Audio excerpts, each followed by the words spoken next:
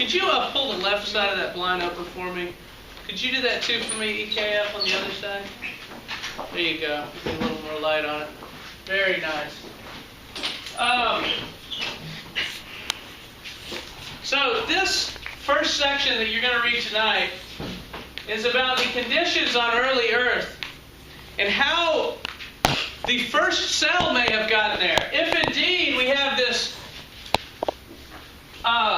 they call it the last universal common ancestor, LUCA. Last universal common ancestor. That's what LUCA means. If we did have this original organism that is the beginnings of life, and it evolved into all the complex organisms we have today, how did it get there? That's a common question. We don't know the answer to. But we have ideas on maybe how it could have arisen. Now, of course, you can say, well, God put it there. But if we're going to rely on miracles, why search for answers to anything? Why not just say things are the way they are because of God made it that way? Another reason is that because when we apply that it was just made by a creator that way, it doesn't follow through very often. Very often we discover that that's not the case. You can go back in time and think about the ancient people. They thought that a God carried the sun across the sky every day and carried it on a chariot or whatever. And then you find out that no, that's not true. The earth is turning. And it wasn't a God carrying the sun across the sky. It's because the earth turns. And so every time that we've applied that kind of thinking to some scientific principle, we later find out that that wasn't really the case. And so we're not going to try to invoke miracles. We're going to try to figure out if there's another explanation. And so scientists have been working on this problem for a very long time. We know what the early Earth was like. And we know this from looking at rocks and such. If you take a rock, I got a rock right here. It says play it where it lies. There's a golf ball stuck in the rock. It'd be hard to play it. It's a joke. Here we have a rock, and so, you know, if you take this rock, how old is this rock, do you think? 4 billion. It might be billions of years old. I don't know how old this particular rock is. But you can radioactively date rocks to figure out how old they are. There are radioactive substances in most rocks, and you can figure out by how much radiation they give off how old they are. And the older they are, the less radiation they give off. And so the rock can be dated, and when you bust open a rock, gases that were in the atmosphere when the rock formed come out. And you can get an idea of what the early Earth's conditions were like by opening up rocks that were formed in early Earth and seeing what gases come out. And where are the gases in the rocks? What's that? Where are the gases in the rocks? Trapped inside the molecular structure of the rock itself. We should crack open geodes. Crack open what? Geodes. Geodes? I don't have any geodes to crack open. But in a geology class, you might do something like that. Do you have one? A geology class? Yeah. I have one on tape. Really? Yeah. This is what early Earth may have looked like. This is just an artist's painting. And we know that the early Earth had a bunch of gases in the atmosphere. Carbon dioxide gas, hydrogen gas, carbon monoxide gas. We know there was some ammonia too, NH3. I don't have it on this picture, but it was there. NH3. We know there was methane, CH4. What don't you see here that you would expect to be in the atmosphere? Jessica, are you with me? Nitrogen. Try and stay with me. No I oxygen. know the hair is fun to play with, but Oxygen. oxygen is not in the atmosphere of early Earth. Early Earth was said to have what we call a reducing atmosphere, Emery. A reducing atmosphere means there's no oxygen. It means, did y'all study in chemistry oxidation and reduction reactions? Oxidation loses an electron. Oxidation reactions usually break things down, and reduction reactions usually build things up. That makes no sense. And the early Earth's atmosphere was a reducing atmosphere, which means that molecules tend to build up. When they hit each other, they tend to stick together, and they don't tend to break apart very easily, because there was no free oxygen, or very little of it. How did oxygen come about then? Oxygen comes about from plants and living things producing it through photosynthesis. Right. Can you say that one more time, please? Which part? The part about the reducing. The early Earth's atmosphere was a reducing atmosphere. Molecules tend to hit one another and stick together in a reducing atmosphere. Molecules behave very differently than normal things. Normally, if you threw two pieces of metal at one another, they wouldn't stick together, they'd just bounce off. But molecules are different. If they're moving with enough energy and they hit one another, they'll stick together. So is that how the atmosphere got so big? Well, the atmosphere was pretty thick to begin with all of these gases. So what's the point of them hitting and sticking together? That's what we're going to find out next. Yes? I got a quick question. Due to I guess magnetic attraction between molecules, Mhm.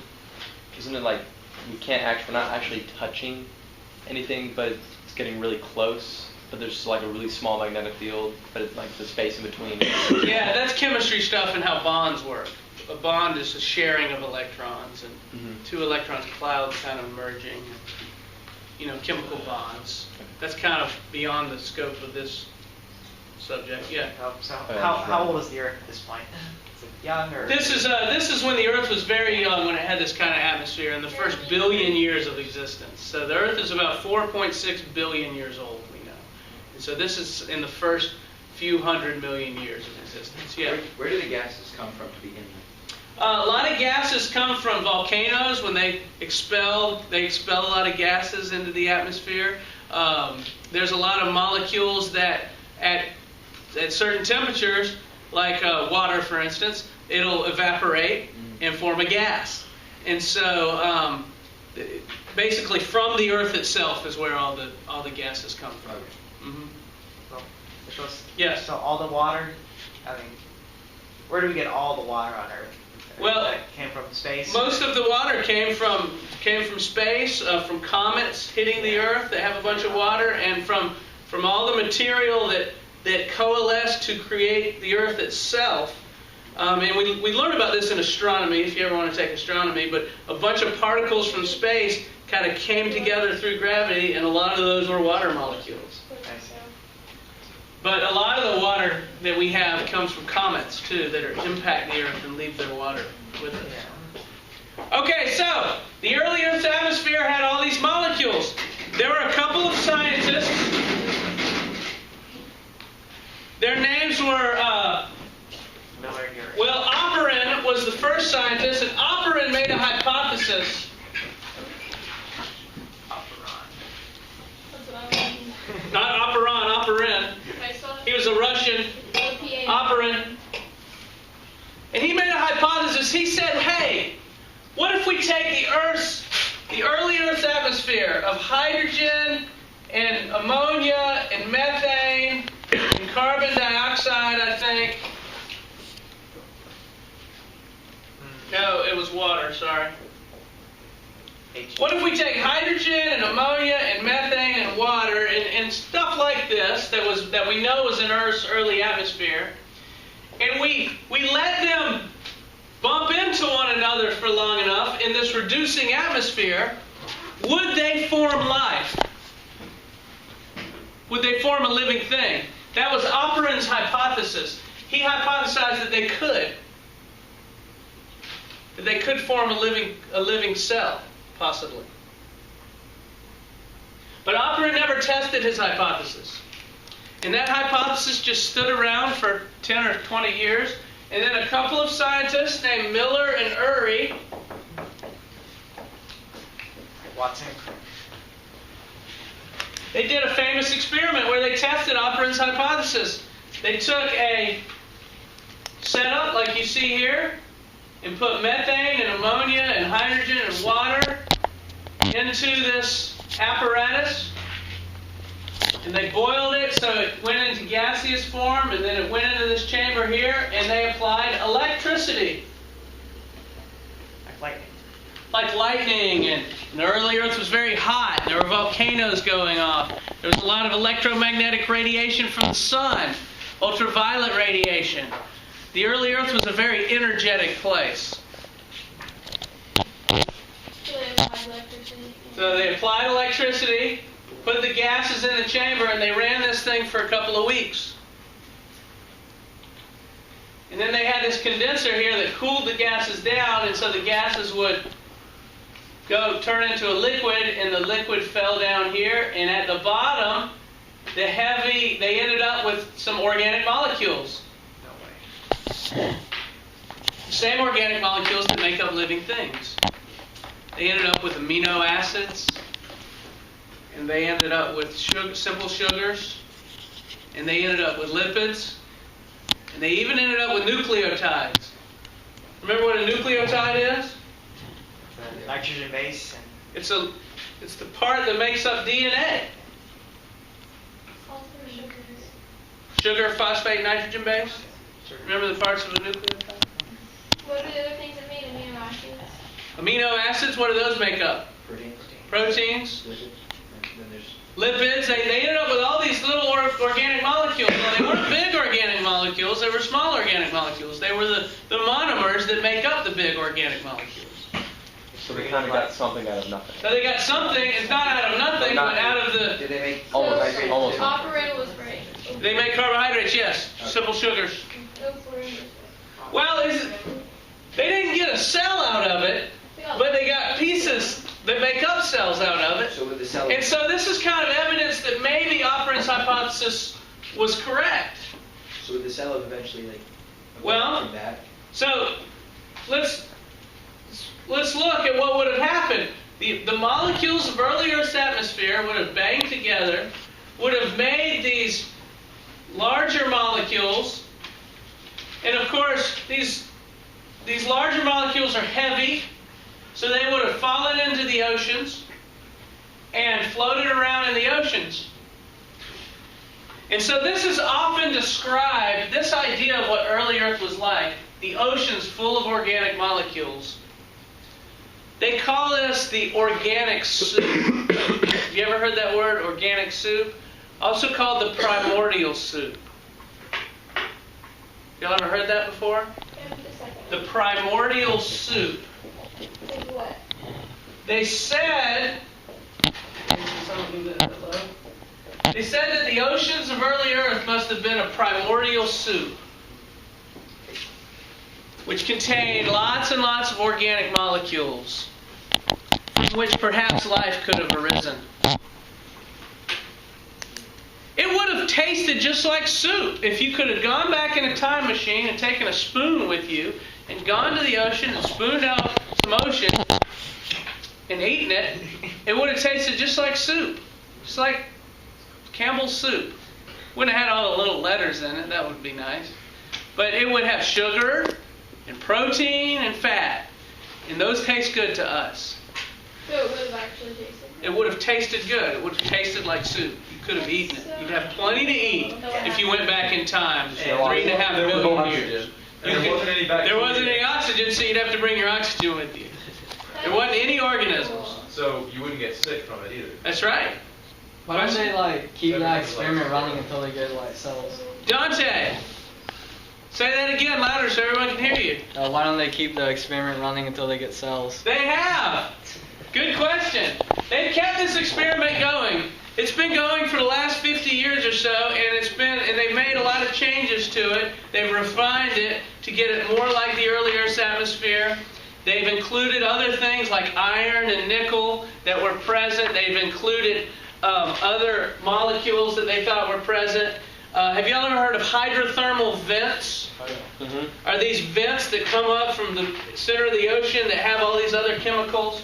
And so they've refined their investigations, and they've continued these experiments like this for years and years, trying to get a cell out of it. And let me show you what they've gotten out of it. Oh, there's Miller looking at his experiment. I sparked ones. Miller is not a real human, he's just a floating head. But, it's a joke. Thank you, Marie, for laughing. There's Iridium tip He's sparkles. wearing a dark shirt. Anyway, Any racers out here? why is that? That's weird. Oh, there's a hydrothermal vent that belches up lots of materials from the center of the Earth that's rich in iron and nickel. And they think iron and nickel may act as a catalyst to help build larger molecules too. When molecules land on iron and nickel surfaces, they'll tend to attach together faster. And so they think all of this could have had a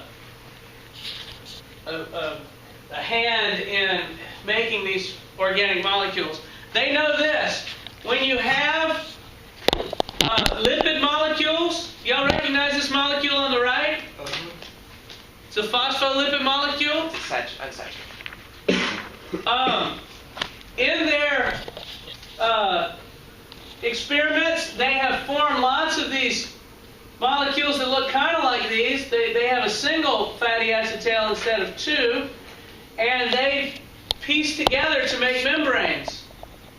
So they have formed these fatty acid membranes in their experiments that form an entire membrane. They're getting close. They're getting close. And they end up forming these circular membranes. At first they'll form into these small little circles they call micelles or micelles. I'm not sure how to pronounce that.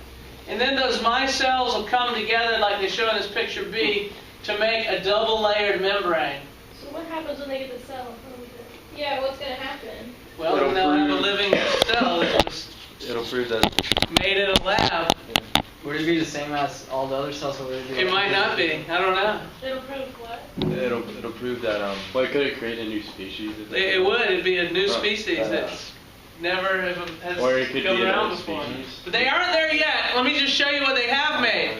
They've made these things called proteinoids, which are circular spheres made completely of protein that behave in some ways like cells and look a little like tiny bacterial cells. And liposomes are bubbles, membrane-like bubbles that are surrounded by a membrane made of lipids and that take in stuff from their surroundings. Materials would be pulled inside these liposomes and protected inside this outer membrane. So an outer membrane provides protection from the elements where molecules can undergo chemical reactions without being broken down. Does that help, like, make medicine if it needs to go somewhere? If you need medicine to go somewhere? And then... I don't know, perhaps. I thought, so liposomes are nothing like lysosomes? No, they're nothing like lysosomes. They look like cells. They're shaped, they're kind of circular, they're made of phospholipids, and they'll take in more phospholipids and they'll get larger, and guess what they do when they get real big? Divide. They divide in two, just like modern cells Are they do. both made of phospholipids? Yes. These are actually made of phospholipids, not things that are close to phospholipids. No, they're made of things close to phospholipids. Okay, what is the point of trying to make a cell? Well, they're kind of investigating, could a cell arise? Remember, Operans Hypothesis was that the early molecules of Earth may have combined to make the first living cells. So they're testing his hypotheses in the So lab. he came up with like the Big Bang. So if they, oh yeah, where did that start the Big Bang theory? Now, the Big Bang Theory was about the formation of the universe, which was way before the formation of the Earth. Okay, but if this was proven, would that kind of like, I don't know, the Book of Genesis? Would that kind of Well, that would You interfere go with? down the toilet. all of this is against, is not following the book Yeah, of Genesis. they And the book of conflict with each Genesis says that organisms were created. Yeah, I mean, the created. theory of evolution is anti the book of Yeah. Genesis. But, so, yeah, they're looking for a scientific way that the first Scientific- life forms could have scientific come reason. about. If Yeah. they made an actual living cell, could you make like new humans and things? Well, humans are millions of cells working together, so this is single-celled organisms. It's a long way removed from humans. Spend it up and if- make like millions. If they were able to create that, they could basically watch how the evolutionary process took place. That's right. That's what they're doing. And Yeah. they could create that cell. These are called protocells. And protocells are combinations of an outer membrane with a bunch of molecules inside, and they behave very much like real cells do. But they don't have DNA in its nice configured state. They do contain nucleotides, but no DNA. And they have yet to come up with a cell that has a strand of DNA, but they're getting closer. And I predict that within your lifetime, maybe within mine, they will have come up with a cell in the lab in this manner. In the magazine articles that I have, they often talk about, where they are in this experiment. And I think they're probably maybe 10 or 15 years away from getting real cells in the lab. And that would have been the first cell made in 4.6 billion years that didn't come from another cell. That didn't come from the already existing tree of life. So they'll be. And that will definitely be an interesting experiment that you'll hear about when it happens. So it's kind of like creating life almost. That's right. So it would be the second original cell. It would be. It would be. Now maybe there were others for way long, 3.5 billion years ago when those first cells, maybe there were some other trees of life that started and got quashed out. But yeah, that would be very, very interesting. It's interesting experimentation. So this first part of evolution we call chemical evolution, forming the organic molecules that exist. That's chemical evolution. And then those coming together to make a cell, that's biological evolution. And if you follow this up from the bottom, in the lab they've got all the way to this protocell. But they've yet to get an actual cell that has DNA and RNA and ribosomes inside of it. Wait, but if they put them in there, would it work? And if they just Some of the experiments they're doing now, they're putting them in there, which isn't really, it's kind of cheap. But they have other experiments running without them putting it in there. But some of the experiments they've tried to put some stuff in there and get it to work, and it has worked, doing it that way. Yeah. So if they actually do manage to make like an original cell out of nothing, could that eventually, that experiment develop into something else? Yeah, they could keep it going and see what it develops into. Well, yeah, and They'll have new species. and almost like if they were to make, get like a giant container, could they almost make it like a new atmosphere inside that container almost? Well, they could, yeah. Yeah, I don't know exactly how they're doing these. So it could lead to a lot if they actually can make it. Yeah. It'd be a whole separate ecosystem, a whole separate biosphere. It's got a video about how it must have been. Let's pull these biozones close. Planet Earth at the beginning, 4.6 billion years ago.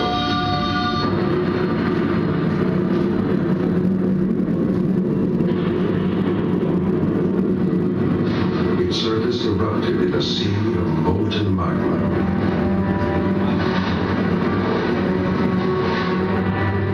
A billion years later, the planet was in the midst of a slow cooling process. Vapor rose to the sky, condensed, and fell to Earth in a torrential downpour. In the aftermath of the seemingly endless deluge, the primordial ocean was born.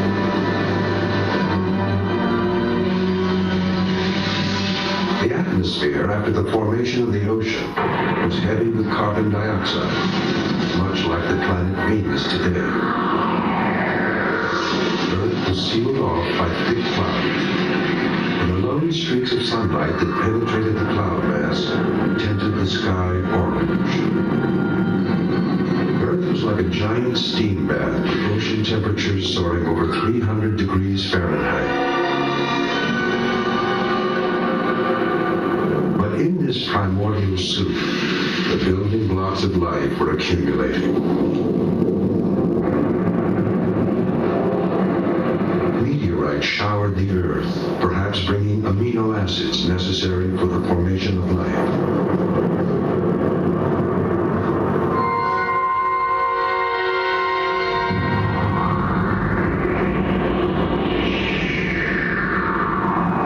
One day, 4.5 billion years ago, an asteroid the size of Mars collided head-on with Earth.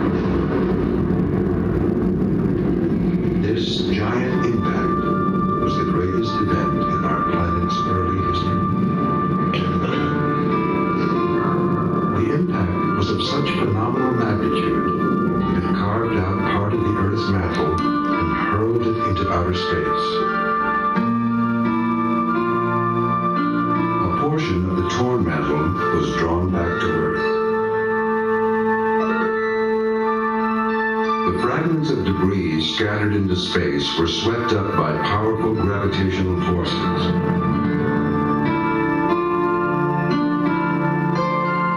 They formed a new satellite, which would eventually circle the Earth. This was the birth of the moon.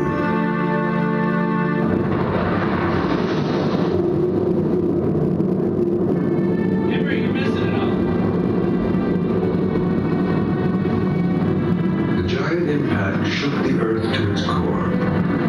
On the ocean floor, rows of hydrothermal chimneys surfaced, spouting molten rock and volatile chemicals.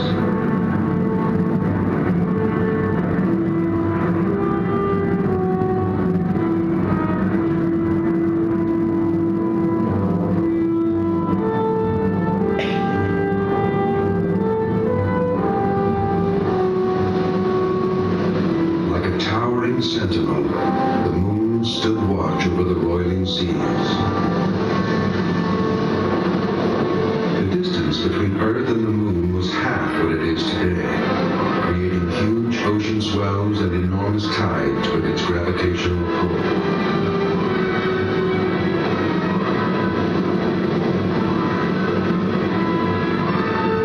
As the primordial ocean simmered, chemical reactions created complex new molecules. Some, such as hydrogen cyanide, would have been lethal to humans.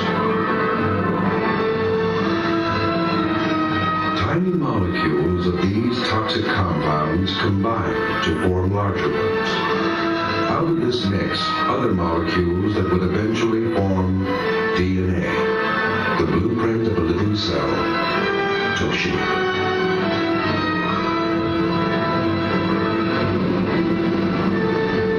This first step toward life would take nearly 1 billion years to complete. Eons later, no one can explain how the graceful double helix formed, transforming inanimate compounds into living cells, cells that can grow and reproduce.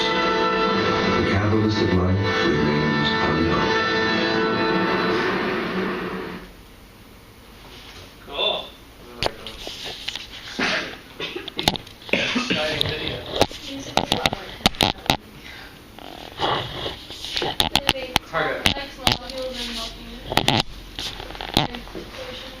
And what's that?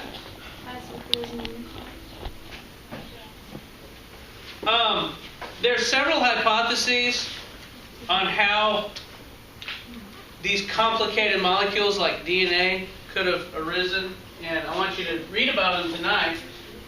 One hypothesis is called the protein first hypothesis.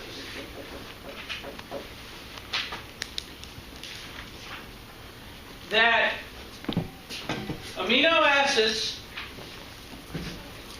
Remember what a protein is? It's a string of amino acids. Primary. It said that amino acids could have come together to form proteins. And one way that they get this in the lab is if they put amino acids on a surface, like a piece of dirt, like a piece of clay, and then they remove the water. If there's amino acids on the clay, because amino acids tend to stick to clay, and if they're side by side, that they'll bond together and form chains. Another experiment shows that iron and nickel are catalysts that help put amino acids together. What hypothesis? And so it's still part of the protein first hypothesis. So if you could have stuck a bunch of amino acids together, and then they happen to form into an enzyme. Y'all remember what an enzyme is? Catalyst. It's kind of a worker in a cell. So if an enzyme could have formed that could have put together larger molecules like DNA, that's the protein first hypothesis. That first some proteins, some simple enzymes formed, and those enzymes were able to build larger molecules. We call that the protein first hypothesis. It could have been that proteins were the first large molecules that came around and they built the other molecules. Another hypothesis is called the RNA first hypothesis.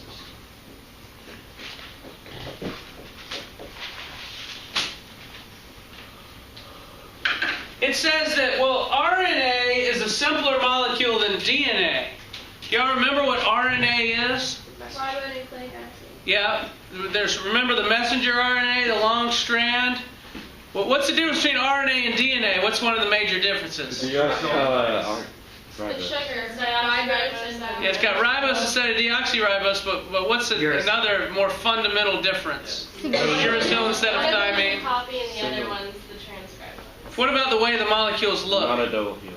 One's double, One one's is- not. One's a double-stranded molecule. In RNAs, the DNA is double-stranded, and RNA is just single-stranded, right? So RNA is a little bit simpler. So the RNA first hypothesis says, well, maybe RNA evolved first because it's a simpler molecule. And they've actually done some research, and they've seen that RNA can also act as an enzyme. RNA can be what's called a ribozyme. It's an enzyme that can take things apart and put together too. So RNA may have come first. What was it called?